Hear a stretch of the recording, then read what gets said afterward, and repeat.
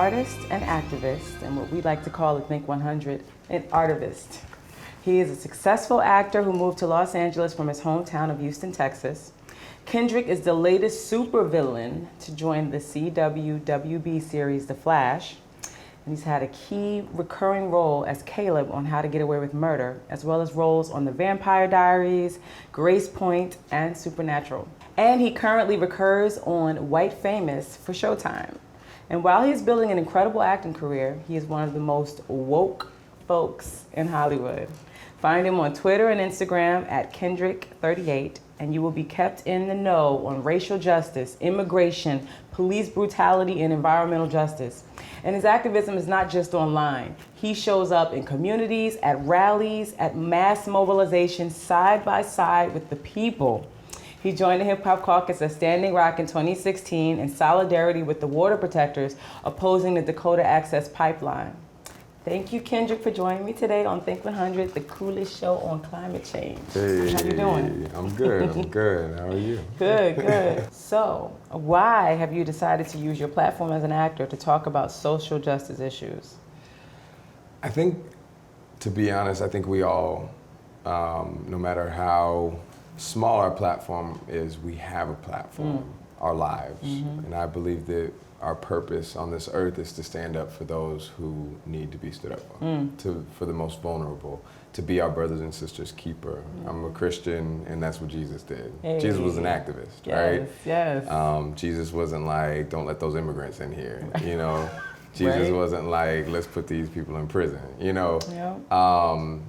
That's not what he stood up for. He stood up for the most vulnerable, the orphans, the widows, those who were deemed less than in society, and those people that we admire most, Muhammad Ali, we were talking about Wyoming Attias, you know. What a story. Yeah, you know, these people were we admire them because of what they do, but then we love to admire them and say, oh, thank you so much for what you did. And I'm so glad you did it because I don't know if I'd be able to do it. And it's like, but you are able to do it. And I see people with platforms much smaller than mine, you know, do so much more than I could ever do. And I see people with platforms much larger than mine do nothing. Right. And I think we have a responsibility no matter who we are. I don't think it's just a celebrity status. I think no matter who we are, we have a responsibility to use our life as a platform to stand up for those who tend to be forgotten, tend to be invisible, or you know, oppressed and or oppressed. Yes, I'm with you on that. I literally am with you on that. You are a very strong racial justice advocate. How do issues of the environment and climate fit into the way you view the world and view justice for our communities? I think that environmental justice has largely been whitewashed, and it's a less controversial issue because you don't have to talk about race when talking about the environment. People think it's just about the trees and the water and things of that nature. Yeah, you're like, oh, the glaciers, oh, the animals, and they don't have to. We're taught, you know, not to talk about the taboo topics at dinner, right? When we meet people or in like job interviews, we're taught not to talk about politics, sex, and religion. And that's why we have rampant, you know, sexual abuse. That's why we have awful politics. And, you know, religion is abused and used for, you know, people's selfish motives because we're taught not to talk about it. We're not to talk about the things that define our morals most, what we're doing in private when nobody's seeing, sex, what we're doing, you know, where our values lie, politics and religion, and our morals. And I think that, you know, race is one of those. Race it falls into that category. That's like a political issue. It's not a human issue. Right. You know, is it not? You know, shouldn't we talk about that? Yeah. I think if we talked about it more and we're less afraid to talk to our children about it and ask questions and stand up for each other, then we wouldn't have as many of these problems and learn to celebrate race and talk about celebrating race. We can't even talk about race, so we don't learn how to celebrate it. Sure. And what the construct is and how it became about. But you know, people tend to lean on less controversial issues to talk about. And environment, we can all agree that the environment needs to be clean. Mm-hmm. Blah, blah, blah. It's like, but we don't talk about who it affects most, mm-hmm. which are communities of color. Yep.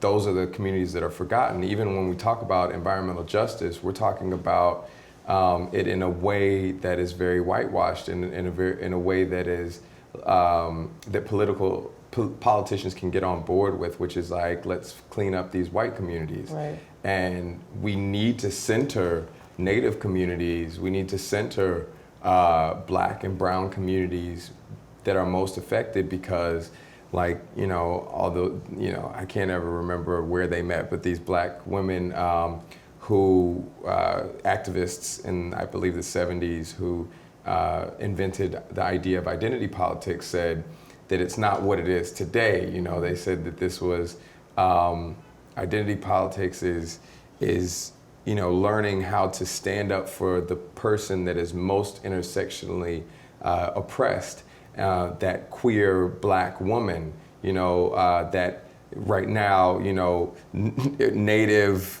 Muslim, queer, you know, woman, or whoever is the most intersectionally oppressed. And if we focus on liberating that person, right. then inevitably you have to deconstruct all the other forms of oppression for everyone. But instead we decide to go to the surface level, right. and the oppression that affects us all. Let's talk about economic, let's talk about, you know, environment, and you leave out the specific racial issues, and then who's left behind once we fix all the environmental problems that are safe to talk about, the people of color. Right. So if we center those communities of color and the people that are most affected and most vulnerable and most forgotten and invisible, that would be left out on those initiatives, then inevitably we would cure, you know, the problems that we have with climate change. It's very true. That's a good word. How can the climate movement do a better job of being relevant in people's lives? I think it's largely, you know, to center the people of color, center communities of color, center Native voices, center Black voices, indigenous voices, brown voices that have been doing this work forever, not because it's trendy, right. not because it's politically savvy or beneficial or less controversial, but literally because they have to, because right. their children are being affected directly. Yeah. Their water is being poisoned, right. like Flint and Standing Rock, and right. you know, they have to rely on those water sources. And if you go to those communities around the world and look at what they're doing to preserve and protect and fight, then you don't have to reinvent the wheel. I mean, they're setting the stage for us. They're setting the plans for us. I think that's what we could do. We could stop whitewashing environmental justice, and center those voices, those most vulnerable voices. I think that would, what we find when we see a story like Moonlight and stories like that are very specific, Pariah and some of these stories is, or even Pose. If you watch Pose on FX and you look at trans women, you know, that's another intersection. The women of color that are trans are the bottom, right? Invisible, and murdered at a higher rate, and all of this. And if you watch Pose, anybody can relate to it. Right. Anybody can relate to feeling like an outsider. You might not have a trans experience, right. and you're not going to be able to relate on a specific level, but everybody can relate universally. So I think if we center those voices of those communities of color that are most vulnerable and most affected, affected, then I think that would be more universal, and it would be a more inclusive and coalition building, movement that everybody can relate to, because, who's protecting these companies when we go out and protest? Yeah. Criminal justice reform, right? Criminal justice system. Yep. Who's protecting these companies? So that includes the criminal justice reform movement. That's why Black Lives Matter went out to Standing Rock, because police brutality in Standing Rock. Immigration reform. You were talking about Hurricane Harvey. We don't even know about the undocumented communities out there, the raíces, and some of them we're fighting for, because they can't even report that something has been stolen from them during the hurricane, or that they're too afraid to ask for assistance because they're undocumented. And, so I think that that's what we need to do, is center those people. What do you think is holding back the climate movement to be big enough to defeat polluters and the fossil fuel industry? The first thing that comes to mind is money. We have finally Scott Pruitt out, but who's next? Yeah. And you have a control of Congress right now that prioritizes money over people, but don't get it twisted. There aren't many Democrats that are willing to stand up and put money to the side.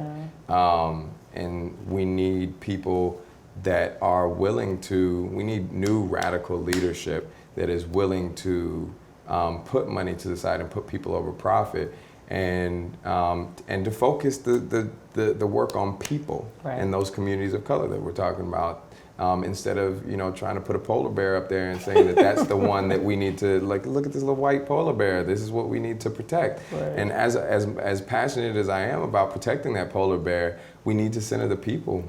We need to center the people. That's what people are going to show up for. If you put a Native woman up there, the Native community is going to come out. If you put a Black woman up there and actually care about her, not just as like, hey, come out and vote, but like actually show you care about her and have policies that is going to change things, and that is worded in a way that it doesn't have an out, that you're actually committing to something. I think that people will come out in droves and stand up and build coalitions and stand together and realize that all of our liberation is intersectional, that it's linked. And that liberation of the environment, of animals, is linked with people, with criminal justice reform, immigration reform, with indigenous justice, and the land and water and all of that. Yes. Houston is your hometown. What was Hurricane Harvey like for your family and your friends, and what are the things like now in terms of recovery? My family was super blessed. I was pissed. I was up all night trying to find them evacuation routes and everything, and my mom's neighborhood was supposed to be completely flooded, and they had predicted it hours before, and there's all this stuff, and hers was a red zone. It was categorized in different zones, and I stayed up all night, and I was like, you got to get out there, and I'm telling her I'm going to call her and make sure she wakes up so that she can blah, blah, blah, blah, blah, blah, blah, and telling her where she can go, just 20 minutes down the street and everything, and she finally decided that she wasn't going anywhere, and I was absolutely pissed. I can only imagine, like, I was so pissed. I was like, that's that stubborn parent, like, stubborn. What? Just like, I gotta protect my house, and I'm like, the house is supposed to protect you, lady. So she stressed me out, and my family stressed me out. But here's the thing: now I can't, like, I was mad at her, and I stayed mad at her for a while, but I couldn't really say much because her house was fine. Wow. Her house, it was just the 2 streets that she lives on were the only ones that weren't flooded. Thank God for her. My brother's, the house, he lives in a lower income neighborhood, and the water came right up to the door and stopped. Not a drop in the house. I have, 6 other siblings, and cousins all over the city, and friends that I called, and every person that I called, maybe because I was praying so hard, I don't know what it was. People all over town were praying, I'm sure, but I don't know what it was, you know, and why my family was blessed, but I praise God that, that they were. But I also know other firsthand accounts of, you know, I think I was telling you earlier, somebody, a buddy of mine's mom was moving houses, moved all her stuff into the storage. She had 2 houses to stay in. They were completely fine, but the storage got flooded. All of her pictures, furniture, everything. A buddy of mine, her brother invested $200,000 in renovating his new house. He was just done. Black man, worked hard for that money, and completely destroyed. And those are not even the worst cases of it. I mean, like, there were communities of color, there are undocumented people that were too afraid to report, and there's not as many ways to assess the damage in that, but you know, people are still recovering. People still need that money. Right. And Raíces was one of those organizations that were helping undocumented and people of color, focusing their efforts on that in Houston, and now they're at the forefront of the fight against the separation of families. And they've been doing that work in Houston for years, in Texas. But there are a lot of organizations out there, but I would still like push people to focus on donating to those companies who are specifically targeting their efforts for low-income people of color. Yes, do. Yeah, and then, you know, we were also talking about the fact that Houston, the 4th largest city in the nation, and it's huge, it's so massive. Area-wise, it's the largest city in the nation, and it got $160 million in FEMA relief. And that sounds like a lot of money, but that's not a lot of money. $160 million. But what's worse is Puerto Rico got, for the entire island, $6 million. $6 million. That's insane. And you see how insane, you know, our government values, you know, because Houston is the energy capital, and they have energy capital.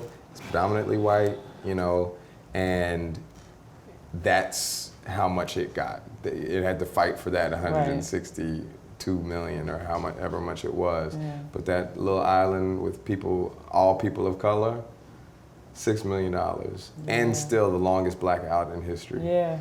I mean, I guess it makes sense when you only getting $2 to help. Wow.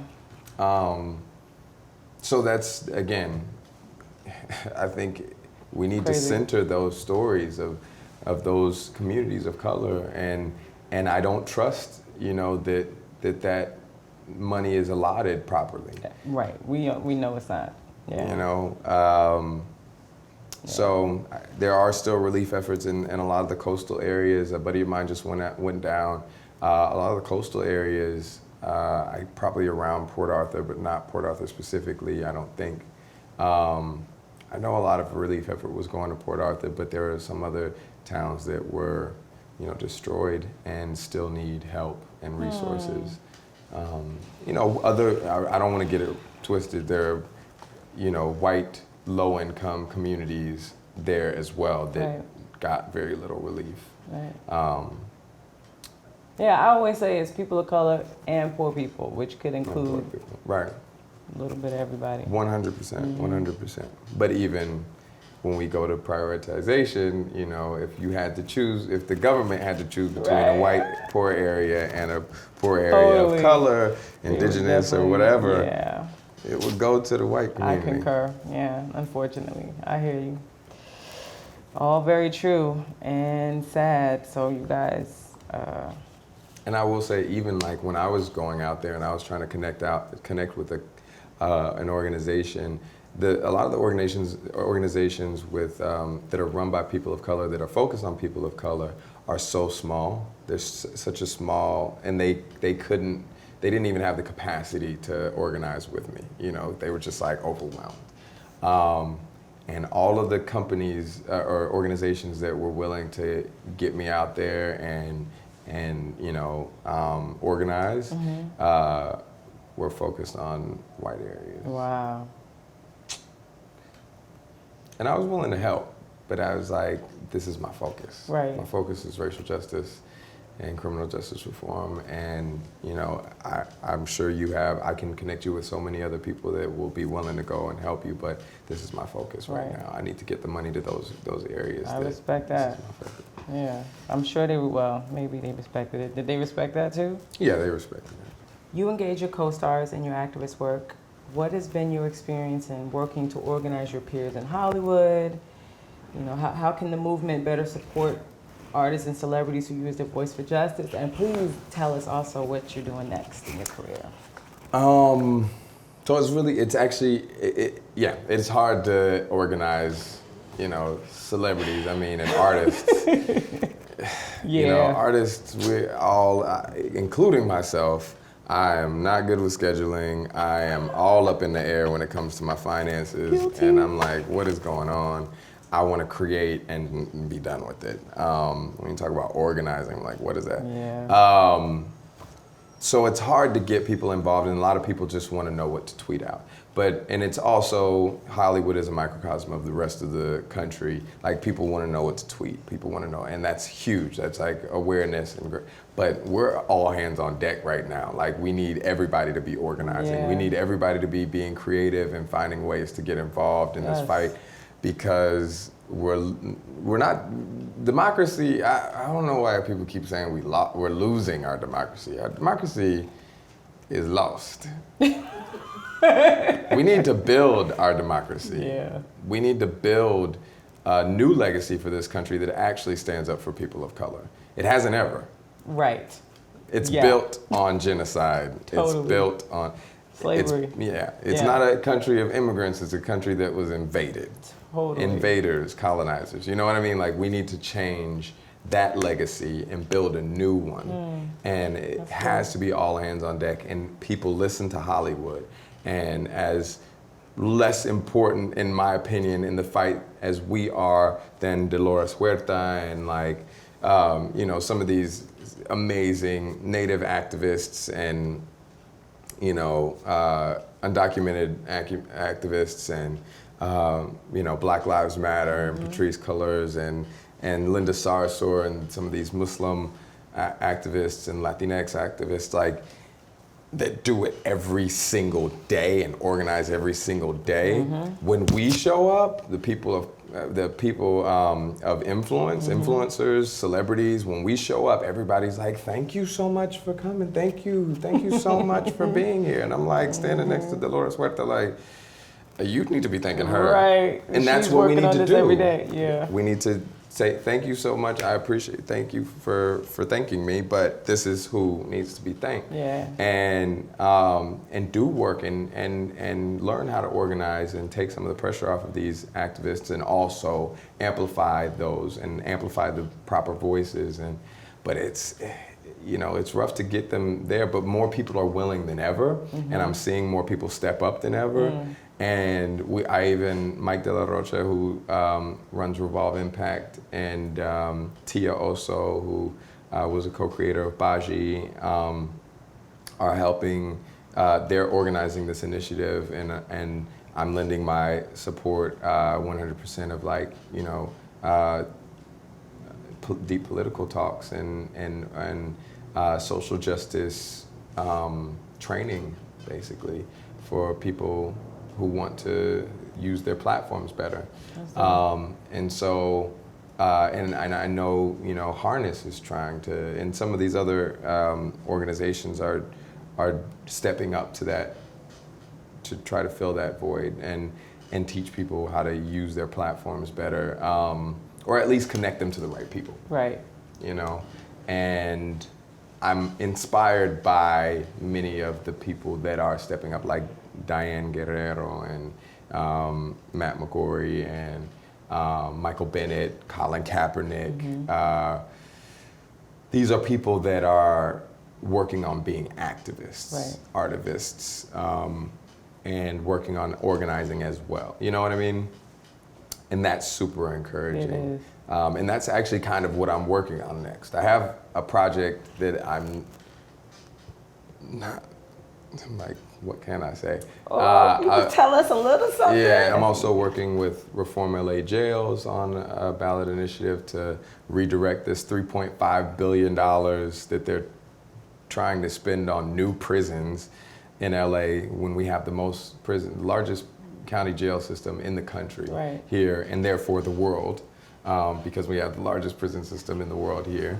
They want to spend $3.5 billion on new prisons, and we're trying to redirect that money to alternatives for incarceration for mental illness and homeless, and also give civilian oversight to the sheriff's Civilian Oversight Committee.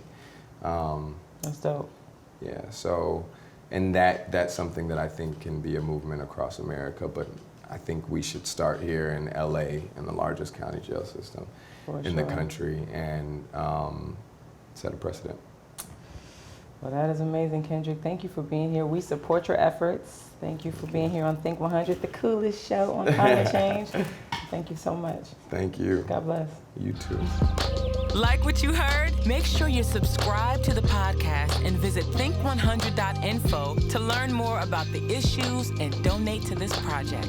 Also, be sure to follow us at Think 100 Show and at Hip Hop Caucus on Twitter, Instagram, and Facebook. Use hashtag Think100. Thanks again, and all power